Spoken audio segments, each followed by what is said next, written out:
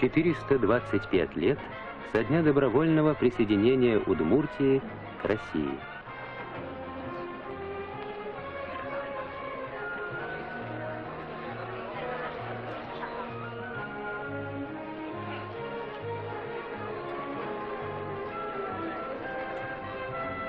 Праздник шел по Удмуртии, по ее городам и селам. И сегодня, казалось, вся республика собралась на берегу Камы, отмечая эту дату.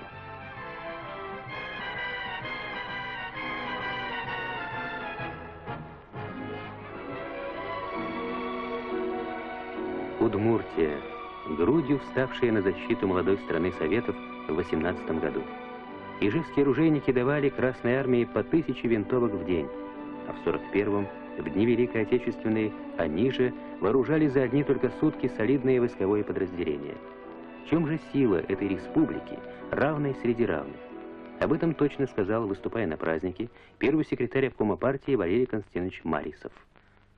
Праздник, посвященный юбилею, позволяет подвести итог пройденного пути, соизмерить сделанное с требованием, которое вытекает из решения недавно прошедшего пленума ЦК КПСС и 8-й сессии Верховного Совета СССР.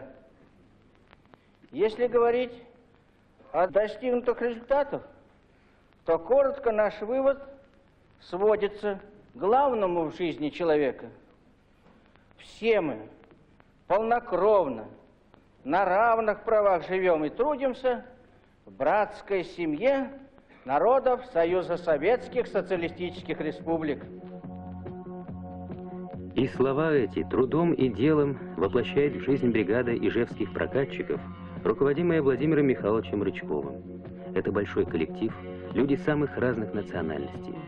Благодаря дружбе, спаянности, отличному труду стали лауреатами Государственной премии Удмуртии, а деньги передали в Фонд мира, выступив инициаторами соревнования в честь славного юбилея. Их почин поддержан.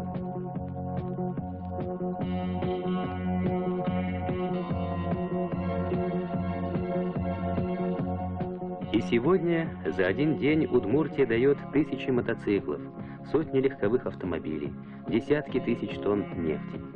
Словом, невозможно перечислить все богатство, которое ежедневно дают труженики заводов и полей Удмуртии, встречая праздник.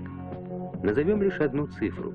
За сутки Удмуртия производит сегодня продукции в 4 раза больше, чем за целый год дореволюционного периода.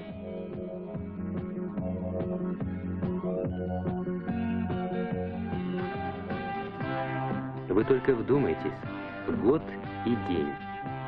Вот он, результат свободного труда, основанного на дружбе народов, сплотивший весь советский народ в единое целое, в монолит, который не сломить никому никогда.